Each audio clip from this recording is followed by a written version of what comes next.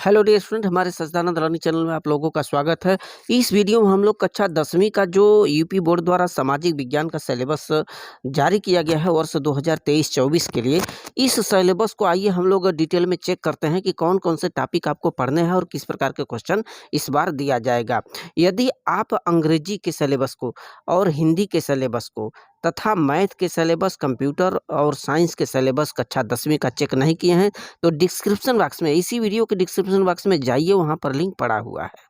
तो देखें, एक कक्षा 10वीं का जो सिलेबस यूपी बोर्ड द्वारा जारी किया गया है इस वर्ष 2023-24 के लिए, जो कि एमसीक्यूज यानी कि ओएमआर बेस्ड है। जैसा कि आपको पता है कि 70 अंकों में 20 अंक का क्वेश्चन, ऑब्जेक्टिव क्वेश्चन दिया जाएगा। 4 विकल्प रहेंगे, चारों में से एक विकल्प सही होगा जिसको कि आपको ओएमआर सीट पर भरना है। तो बाकी 70 में जो 50 अंक का होगा वो आपका डिस्क्रिप्टिव टाइप का क्वेश्चन होगा, जिसमें शॉर्ट क्वेश्चन, लॉन्ग क्वेश्चन और विस्तृत क्वेश्चन दिए जाएंगे। साथ ही साथ मानचित्र पर आधारित प्रश्न भी आपसे पूछा जाएगा।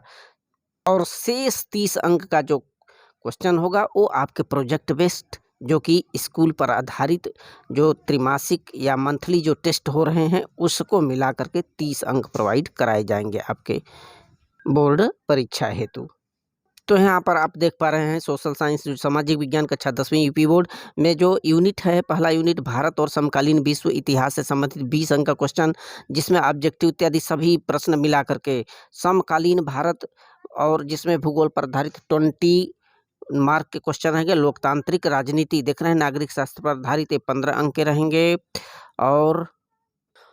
और अर्थशास्त्र पर आधारित भी 15 अंक का क्वेश्चन टोटल पूछा जाएगा। टोटल 70 अंक का रहेगा, जिसमें यूनिट 1 में आपको भारत और समकालीन विश्व इतिहास से संबंधित क्वेश्चन रहेंगे। ये यूनिट 1 में, जिसमें पहला जो यूनिट खंड है, एक घटनाएं और प्रक्रियाएं, 6 अंक। इसमें यूरोप में राष्ट्रवाद का उदय कैसे हुआ, 1830 ईस्वी के बाद यूरोप में राष्ट्रवाद का उदय।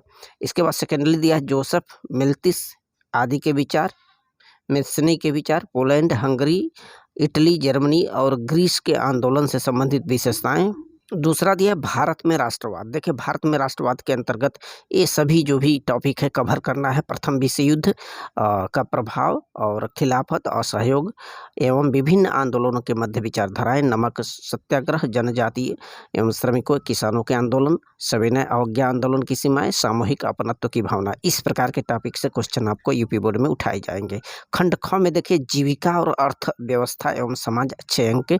इसमें आपको भूमंडलीकृत विश्व का बनना, इसके अंतर्गत पूर्व आधुनिक विश्व, 19वीं शताब्दी और उपनिवेशवाद, महायुद्धों के मध्य अर्थव्यवस्था, विश्व अर्थव्यवस्था का पुनर्निर्माण, ये वैश्वीकरण की शुरुआत, ये टॉपिक कवर करना है आपको। इसके बाद यूनिट 4 आगे देखेंगे, औद्योगिकरण का युग। इसके अंतर्गत ये सभी टॉपिक कवर करना है। औद्योगिकरण से पहले औद्योगिक परिवर्तन की गति, श्रमिकों का जीवन, उपनिवेश और औद्योगिकीकरण, ये सभी चीज़ों को आपको कवर करना है इस वर्ष 2024 के लिए।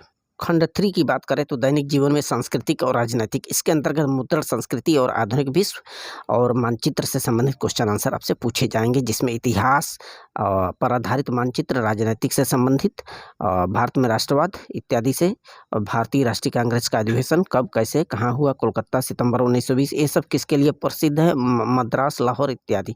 फिर भारतीय राष्ट्रीय आंदोलन के महत्वपूर्ण जो केंद्र हैं उससे संबंधित, सविनय अवज्ञा आंदोलन, असहयोग आंदोलन, चंपारण बिहार से संबंधित है जहाँ पर नील की खेती होती है, खेड़ा गुजरात, किसान सत्याग्रह, इन सभी से संबंधित आपको चौरी चौरा इत्यादि, जो भी जलियांवाला बाग हत्याकांड अमृतसरों में हुआ, किस सन में, कहाँ, कैसे, ये दांडी आंदोलन, सविनय अवज्ञा आंदोलन, ये सभी क्वेश्चन आपसे मानचित्र के अंतर्गत पूछा जाएगा।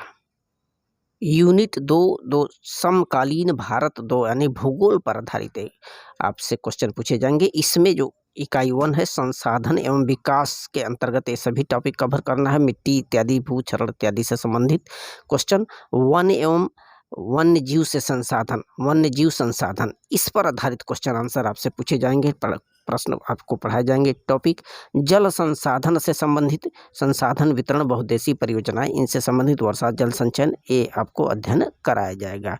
और अगला है कृषि पर आधारित जो चीज़ें होती हैं, कृषि के प्रकार, फसलें इत्यादि, इस पर आधारित आपसे जो है टॉपिक कवर कराया जाएगा, आपके चैप्टर पढ़ाए जाएंगे। 6वां है आपका विनिर्माण उद्योग।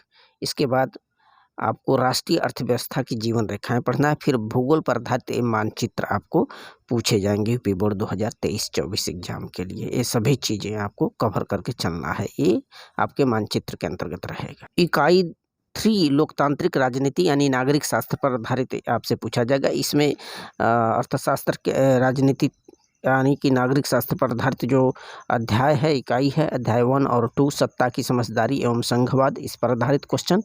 और अध्याय 3 और 4 लोकतंत्र और विविधता, जाति, धर्म और लैंगिक मसले, इस पर आधारित क्वेश्चन आपसे खड़े किए जाएंगे। इसके बाद राजनीतिक दल।